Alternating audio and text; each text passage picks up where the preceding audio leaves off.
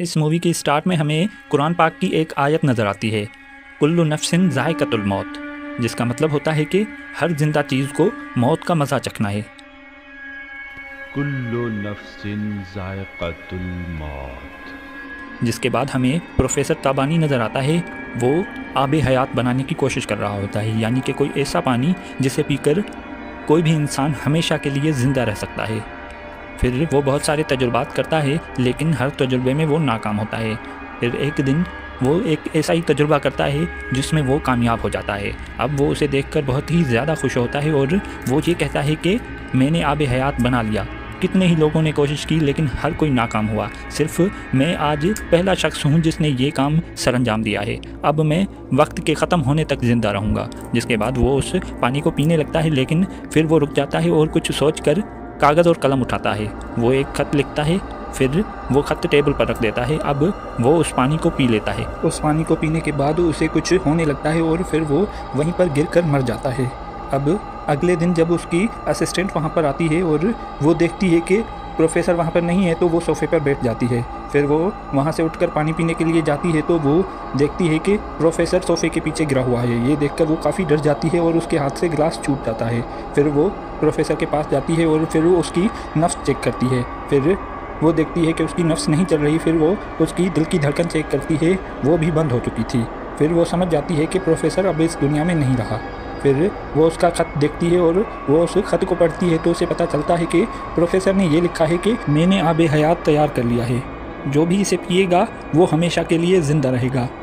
इसे सबसे पहले मैं पी रहा हूँ। अगर मेरा तजुर्बा नाकाम हुआ तो मैं मर जाऊँगा, और अगर मैं मर जाऊँ तो मेरी लाश को कहीं दफनाना नहीं बल्कि तहखाने में मौजूद कॉफिन में रखवा दिया जाए।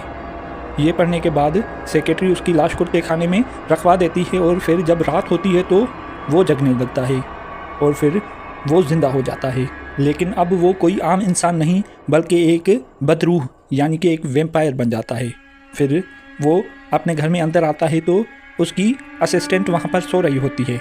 फिर वो जब नींद से जागती है तो वो प्रोफेसर को ज़िंदा देखकर डर जाती है, लेकिन वो उसे अपने कंट्रोल में कर लेता है और उसका खून पी लेता है। अब अगले सीन में हमें एक गाड़ी नज़र आती है जो कि प्रोफेसर की हवेली की तरफ ही जा रही होती है। उस गाड़ी में होता है डॉक्टर अदील, जो कि इन्हीं कहानियों को सुनकर इस हवेली की तरफ अट्रैक्ट हो गया था और वहाँ पर जाने के लिए मजबूर हो गया था। उसे बहुत से लोगों ने कहा कि वहाँ पर जो भी जाता है वापस नहीं आता, लेकिन फिर भी वो वहाँ पर जा रहा था। अब वो वहाँ पहुँच जाता है और गाड़ी रोककर उस हवेली के अंदर जाने लगता है। फिर वो वहाँ पर अंदर चला जाता है तो अंदर एकदम साफ़ सफाई होती है। ऐसा लग ही नहीं रहा होता कि कोई भूत बंगला है ये। फिर डॉक्टर अदील उस हवेली को ठीक से देखने लगता है। अब वो देखता है कि एक साइड पर आग जल रही होती है।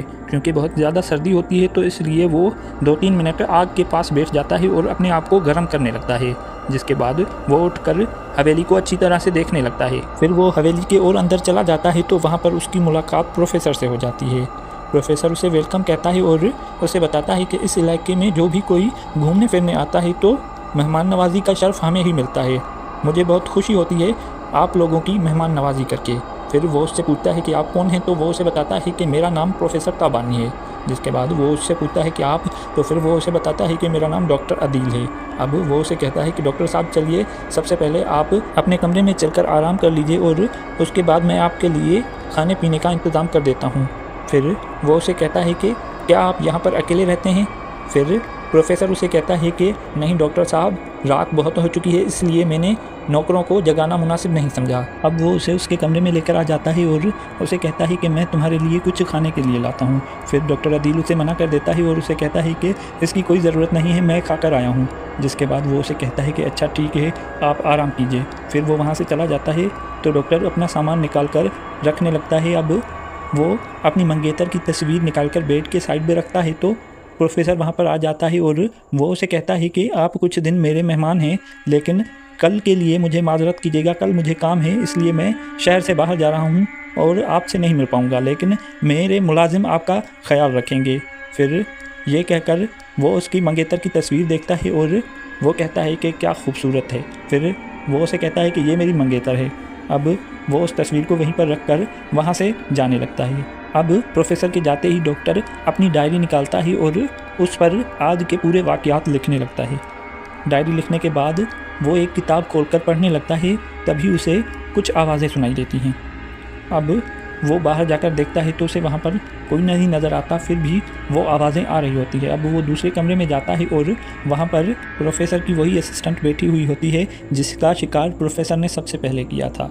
अब वो उसके सामने डांस करने लगती है। अब वो उसके करीब जाता है तो वो उसे गले लगा लेती है, फिर वो उसका खून पीने लगती है तो वो उसे धक्का देकर अपने आप से दूर कर देता है। और तभी वहाँ पर प्रोफेसर भी आ जाता है और ये उन्हें देखकर समझ जाता है कि ये लोग वैम्पायर हैं। अब वो उस पर झपटती है, लेकिन प्रोफेसर उससे दूर कर देता है और उसे एक बच्चा दे देता है और उसे कहता है कि ये लो, तुम इससे अपनी प्यास बुझाओ। जिसके बाद वो बच्चे को उठाकर वहाँ से चली जाती है। फिर डॉक्टर प्रोफेसर पर हमला करता है, लेकिन वो उससे काफ़ी ज़्यादा ताकतवर था और वो उसे धक्का देकर बेहोश कर देता है। अब वो उसके पास जाता है और उसका खून पीने की कोशिश करता है, तभी सूरज निकल जाता है और प्रोफेसर सूरज की रोशनी को देखकर डर जाता है और वहाँ से भागकर तहखाने में चला जाता है। अब कुछ देर बाद जब अदील को होश आता है तो वो अपने आसपास देखता है कि वहाँ पर कोई भी नहीं होता। अब डॉक्टर अदील ये समझ जाता है कि ये बदरूहें सिर्फ रात के अंधेरे में ही शिकार करती हैं और दिन की रोशनी में इनकी ताकत कमज़ोर हो जाती है। अब वो कहता है कि जल्दी से यहाँ से निकलना होगा। फिर वो अपने कमरे में जाता है अपना सामान लेने के लिए, पर वो जैसे ही ऊपर पहुँचता है तो सबसे पहले उसे वही फ्रेम नज़र आता है जिस पर उसकी मंगेतर की तस्वीर थी, लेकिन अब उस फ्रेम से उसकी मंगेतर की तस्वीरें गायब थी। फिर वो अपने कमरे में जाता है और बाकी सारा सामान पैक कर वहाँ से बाहर जाने लगता है, लेकिन जब वो बाहर पहुँचता है तो ये सारी बातें अपनी डायरी में नोट कर लेता है और वो एक चाकू लेकर हवेली में दोबारा से अंदर चला जाता है। अब वो उस तहखाने के अंदर जाता है और उसे वहाँ पर प्रोफेसर कॉफिन में सोते हुए नज़र आ जाता है।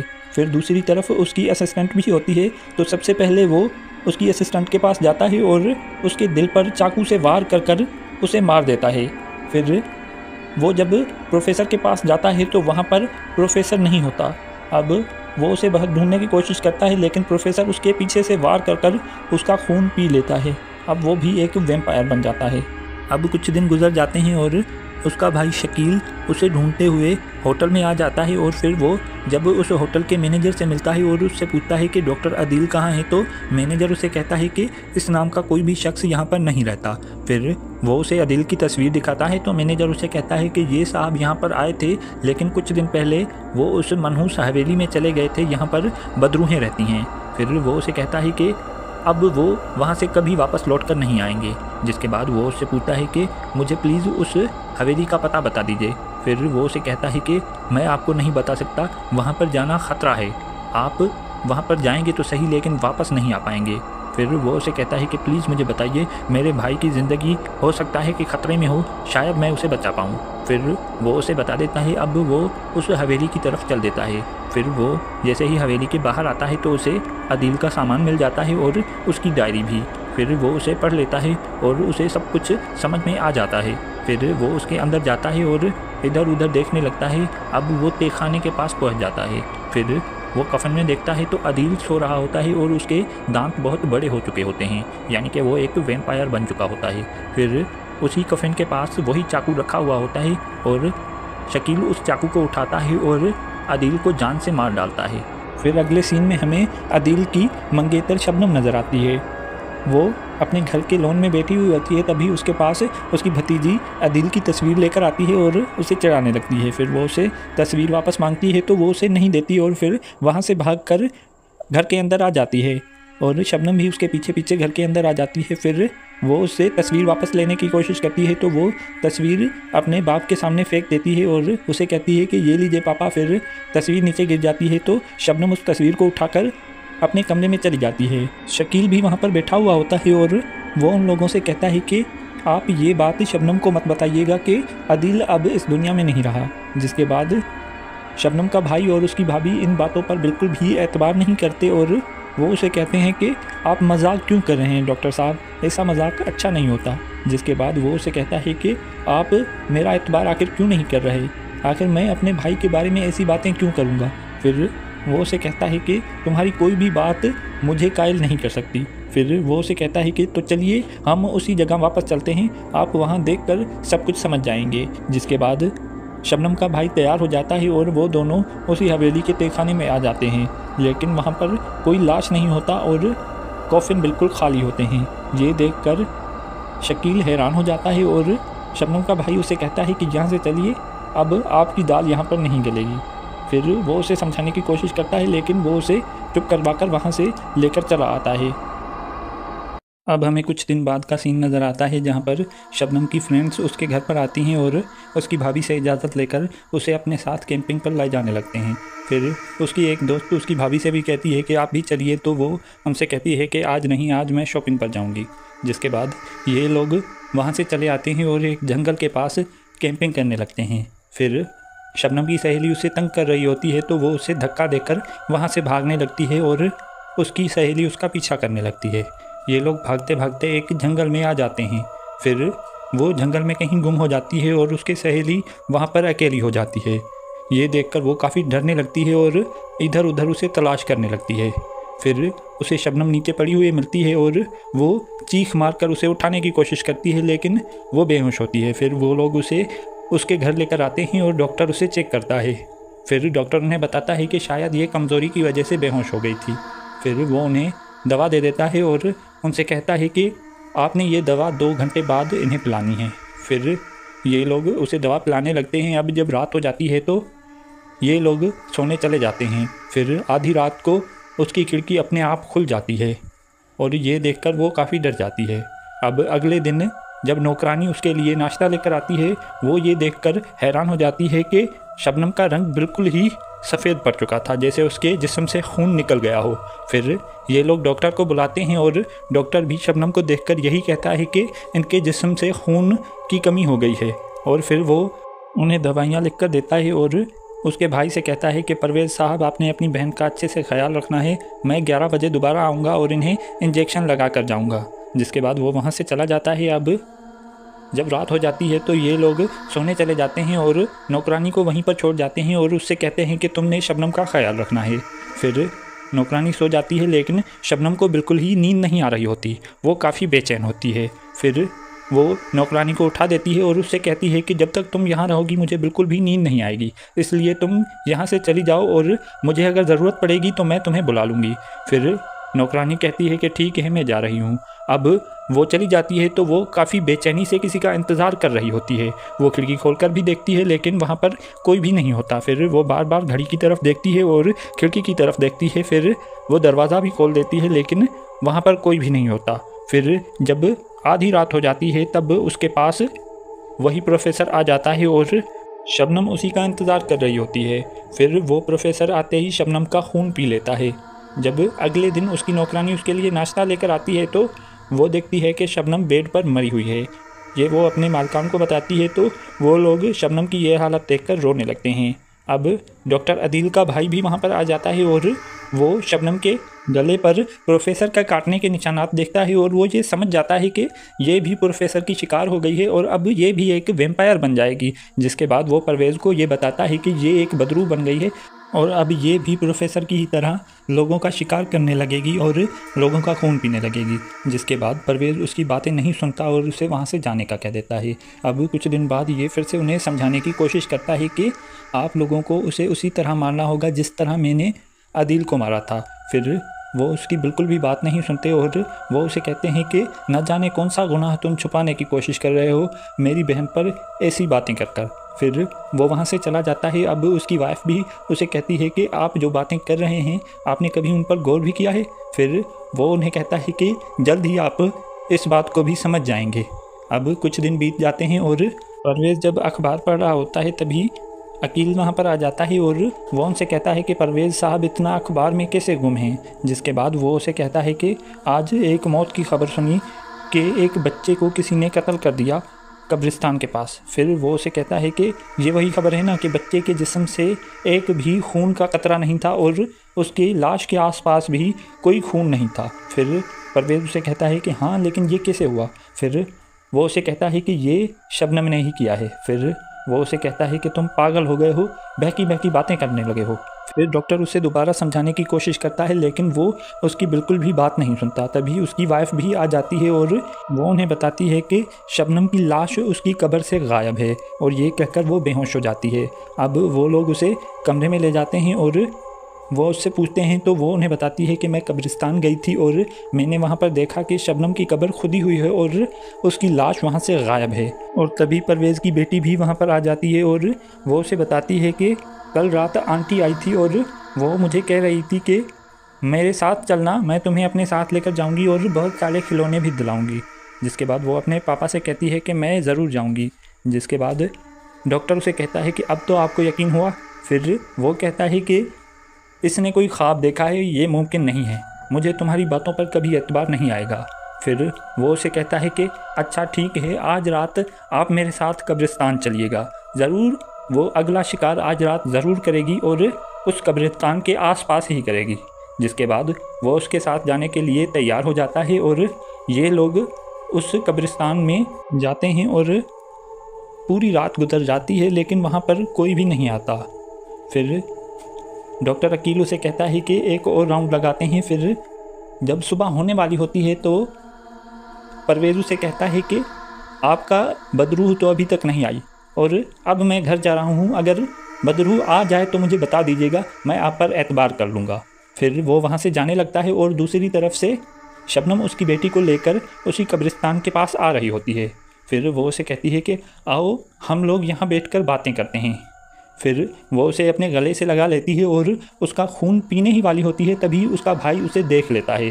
फिर वो उसे बुलाता है तो वो कहती है कि भाई मैं यहाँ पर बिल्कुल अकेली हूँ, आइए मुझे अपने गले से लगा लीजिए। फिर वो उसे गले लगा लेती है और अब वो उसका खून पीने ही वाली होती है, तभी वहाँ पर डॉक्टर अकील आ जाता है और वो उसे पीछे खींच लेता है और ज़मीन पर गिरा देता है।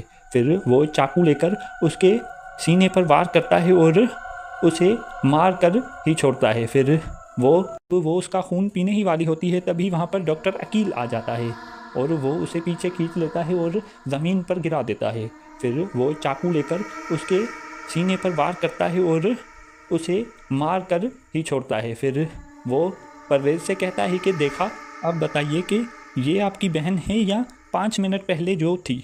फिर वो काफ़ी परेशान हो जाता है। अब अगले दिन वो ये बातें जब अपनी बीवी को बताता है तो वो भी काफ़ी परेशान होती है। फिर वो कहता है कि हम उस डॉक्टर पर ऐसे ही बातें करते रहे जबकि वो हमें हर वक्त हकीकत बताता था। फिर तभी वहाँ पर डॉक्टर अकील भी आ जाता है और वो उनसे कहता है कि परवेज़ साहब, जिस तरह हमने आपकी बहन को इस ज़िंदगी से छुटकारा दिलवाया है, उसी तरह हमें उस प्रोफेसर की बदरूह को भी ठिकाने लगाना होगा, वरना वो कितने ही इंसानों को अपनी तरह एक बदरूह बना देगी। जिसके बाद परवेज़ उसे कहता है कि हाँ मैं तुम्हारे साथ हूँ, लेकिन इस काम के लिए हमें कितने लोगों की ज़रूरत होगी। फिर डॉक्टर उसे कहता है कि हमारी इसमें कोई भी मदद नहीं करेगा, जिस तरह आप मेरी बातों को झुठलाते थे, हम जिस किसी के पास भी जाएंगे वो भी इसी तरह हमारी बातों को झुठलाने लगेगा। फिर वो उसे कहता है कि हम दोनों को ही ये मुहिम सर अंजाम देनी होगी। अब वो उसे कहता है कि हमें सबसे पहले प्रोफेसर के बारे में सब बातें जाननी होगी और उसकी हवेली के पास जो होटल है उसके मैनेजर से मिलना पड़ेगा, वो हमें बहुत अच्छी मालूमात दे सकता है प्रोफेसर के बारे में। फिर वो उसे कहता है कि कब चलना है, तो वो उसे कहता है कि अभी। फिर ये लोग उस होटल की तरफ चल देते हैं और उस होटल के मैनेजर से मिलते हैं। मैनेजर इन्हें बताता है कि प्रोफेसर की बदरूह काफ़ी सालों से भटक रही है और वो इतनी ताकतवर है कि 100 इंसान मिलकर भी उस अकेले का मुकाबला नहीं कर सकते। लेकिन फिर भी वो जो भी अपना काम करती है वो रात के वक्त करती है, दिन के वक्त उसकी नकलो हरकत बिल्कुल भी नहीं होती। और कहा जाता है कि अगर बदरूह के ऊपर सूरज की रोशनी पड़ेगी तो वो जलकर खाक हो जाएगी। फिर ये लोग उससे कहते हैं कि क्या ऐसा कभी नहीं हुआ कि उस पर सूरज की रोशनी पड़ी हो। फिर वो उन्हें बताता है कि ये बदरूहें बड़ी चालाक होती हैं, ये जैसे ही सुबह होने वाली होती है तो अपने मस्कन के पास पहुंच जाती हैं और अपने आप को महफूज कर लेती हैं। फिर वो उनसे पूछते हैं कि प्रोफेसर का मस्कन कहाँ है, तो वो उसे बताता है कि वही हवेली जहाँ पर तुम्हारा भाई गया था। अब वो लोग इससे ये बातें जानकर वहाँ से जाने लगते हैं और दूसरी तरफ परवेज़ की बीवी को एक कॉल आती है। फ़ोन पर उसे बताया जाता है कि परवेज़ साहब का एक्सीडेंट हो गया है, आप जल्दी से यहाँ पर आ जाइए। फिर वो बाहर निकलती है और टैक्सी पकड़कर परवेज़ के पास जाने लगती है, लेकिन टैक्सी ड्राइवर उसे एक सुनसान रोड पर लेकर आ जाता है और वो उसे कहती है कि गाड़ी रोको। फिर वो जब गाड़ी रोक देता है तो हमें ये दिखाया जाता है कि वो ड्राइवर प्रोफेसर होता है। फिर वो उसकी तरफ देखता है। अब अगले सीन में हमें ये दिखाया जाता है कि परवेज़ और डॉक्टर घर पर आ जाते हैं और उनकी नौकरानी उन्हें बताती है कि आपका तो एक्सीडेंट हो गया था और बीबी जी आपके पास ही गई हैं। फिर ये लोग वहाँ से बाहर निकलने लगते हैं, लेकिन तभी वहाँ पर परवेज़ की बीवी आ जाती है और वो उन्हें बताती है कि मैं तो ऐसे ही वॉक करने गई थी। अब वो लोग उसके गले पर निशान देखने की कोशिश करते हैं, लेकिन वो आगे चली जाती है और बेहोश होकर गिर जाती है। फिर वो लोग उसके गले पर निशानात देख लेते हैं और डॉक्टर परवेज़ से कहता है कि इसे भी प्रोफेसर ने अपना शिकार बना लिया है। जिसके बाद वो उसे कहता है कि ये हमारे पास आखिरी मौका है, कल रात वो इसका खून पीने दोबारा से आएगा और हमें उसे किसी भी तरह मारना होगा, तभी हम तुम्हारी बीवी की ज़िंदगी भी बचा पाएंगे और उस प्रोफेसर का भी ख़ात्मा हो जाएगा। और इनकी ये बातें परवेज़ की बीवी भी सुन लेती है। अब अगली रात जैसे ही होती है तो ये लोग पहरा देने लगते हैं और छत पर खड़े हो जाते हैं। दूसरी तरफ परवेज़ की बीवी भी प्रोफेसर का बेचैनी से इंतज़ार करने लगती है। जब आखिरी पहर रात का होने लगता है तो प्रोफेसर वहाँ पर आ जाता है। फिर वो उसका खून पीने ही लगता है, तभी वहाँ उनकी नौकरानी आ जाती है और वो चिल्लाने लगती है। ये सुनकर वो लोग भी नीचे आने लगते हैं, लेकिन प्रोफेसर परवेज़ की वाइफ को लेकर गाड़ी में अपनी हवेली के लिए रवाना हो जाता है। ये देखकर ये दोनों भी उसके पीछे पीछे जाने लगते हैं। अब वो हवेली पहुँच जाता है और उसे ले जाने लगता है, तभी ये दोनों उस पर फायरिंग कर देते हैं। फिर वो उसकी बीवी को वहीं छोड़कर खुद भागते हुए हवेली के अंदर चला जाता है। अब परवेज़ अपनी बीवी को संभालता है और डॉक्टर प्रोफेसर के पीछे उसकी हवेली के अंदर चला जाता है। अब वो लोग एक दूसरे से लड़ने लगते हैं, लेकिन प्रोफेसर उस पर भारी पड़ता है। फिर वो लोग लड़ते लड़ते उसी तहखाने के अंदर आ जाते हैं और वो उसे नीचे फेंक देता है तो डॉक्टर बेहोश हो जाता है। अब वो उसके पास जाता है और उसका खून पीने लगता है तो वो होश में आ जाता है। अब वो उससे काफ़ी डर चुका था तो वो वहाँ से भागकर उससे छुप जाता है। अब प्रोफेसर उसे ढूंढने की कोशिश करता है। फिर वो जब बाहर का रास्ता देख लेता है तो प्रोफेसर अचानक उसके सामने आ जाता है। अब वो वहाँ से भागने की कोशिश करता है, लेकिन फिर से दोबारा उसके सामने प्रोफेसर आ जाता है। अब वो अल्लाह से मदद मांगता है और पीछे हट जाता है तो वहाँ पर उसे खिड़की नज़र आ जाती है और उसका हाथ खिड़की पर लगते ही खिड़की खुल जाती है और सूरज भी निकल आया था और उसकी रोशनी पड़ते ही प्रोफेसर जलने लगता है और वो मिट्टी का बन जाता है और वो मर जाता है। फिर ये लोग यहाँ से जाने लगते हैं और परवेज़ की वाइफ को भी होश आ जाता है और यहीं पर ये मूवी एंड हो जाती है।